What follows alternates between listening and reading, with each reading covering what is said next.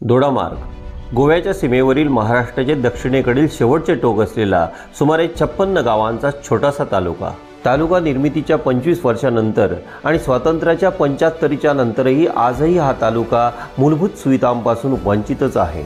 रस्ते, वीज याबरोबरच आरोग्याचा प्रश्नही तालुकावासियांच्या पाचवीलाच पुजलेला। दोडामार्ग तालुक्यातील एकमेव असलेल्या ग्रामीण रुग्णालयाचा प्रसूती कक्ष आज पूर्णतः बंद आहे।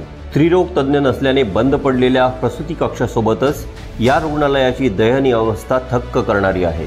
2011 नंतर या रुग्णालयात वैद्यकीय अधीक्षकपद अद्याप भरलेले नाही। याबरोबरच वैद्यकीय अधिकारी, परिचारिका, तंत्रज्ञ, वाहन चालक अशी एकूण 17 पदे अद्याप रिक्त आहेत। सध्या 2 अस्थायी डॉक्टर इथे काम चालवतात।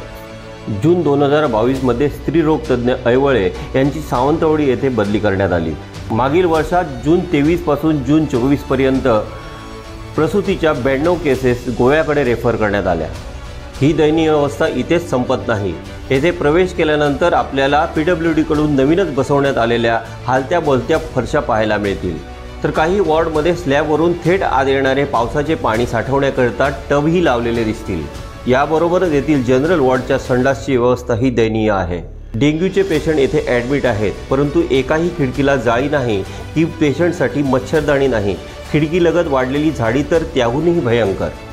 जन आक्रोश आंदोलनानंतर येथे उपजिल्हा रुग्णालय मंजूर झाले आणि इमारतीचे कामही सुरू झाले, परंतु फरशी बसेपर्यंत ती कशी बसेल याबद्दल न बोललेलेच बरे। त्यामुळे आजारापेक्षा उपचार भयंकर अशा स्थितीत दोडामार्ग तालुकावासी आहेत। तालुक्यात साटेली, बेडशी, तळकट, मोरगाव या ठिकाणी सामान्य रुग्ण विभाग आहे, पण त्यांचा दर्जा प्राथमिक आरोग्य केंद्राचाच। त्यामुळे विशेष प्रसूतीसोबतच सामान्य आजारांसाठीही रुग्णालय असूनही तालुकावासियांना आता पुन्हा एकदा गोव्यावरच अवलंबून राहावं लागणार आहे।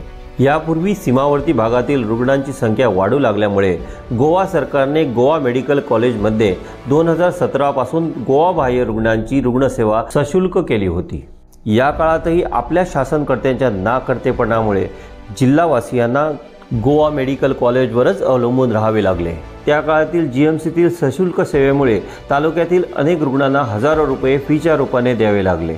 याचा प्रतिकार करण्यासाठी तालुकावासियांना 2018 साली जन आक्रोश आंदोलन करावे लागले। या तालुक्यातील हजारो जण त्यावेळी सामील झाले होते। तालुक्यात हे अभूतपूर्व आंदोलन ठरले आणि यशही मिळाले। त्यानंतर दोन्ही राज्यातील शासकीय चर्चेनंतर GMC मधील महाराष्ट्रातील रुग्णांसाठी महात्मा ज्योतिबा फुले योजनेअंतर्गत रुग्णसेवा सुरू झाली, जी आजपर्यंत अविरत सुरू आहे। आंदोलनानंतर GMC बांबोळी येथे याचा एक कक्षही सुरू करण्यात आला। आंदोलनाने गोव्यातील फीचा प्रश्न सुटला, तरी आपल्या शासनाला कधी जाग येईल हाच मोठा प्रश्न आहे। 5 वर्षापूर्वी तत्कालीन पालकमंत्री आणि विद्यमान शासनातील शालेय शिक्षण मंत्री दीपकजी केसरकर यांच्या हस्ते सावंतवाडी येथे मल्टी स्पेशालिटी हॉस्पिटलचा भूमिपूजनाचा कार्यक्रम मोठ्या उत्साहात पार पडला, परंतु त्यानंतर त्या ठिकाणचं पानही अद्याप हललेलं नाही। बजेटमध्ये मी घोषणा केली आणि ते काम सुद्धा पूर्णत्वाला आता येतंय। म्हणजे घोषणा करून चालत नाही, आपल्याला हे सगळं करायला लागतं आणि म्हणून नवीन आपल्या बिझी शेड्यूलमधून एक दिवस काढून थोडा वेळ रुग्णालयालाही भेट द्यावी अशी तालुकावासियांची प्रामाणिक इच्छा आहे।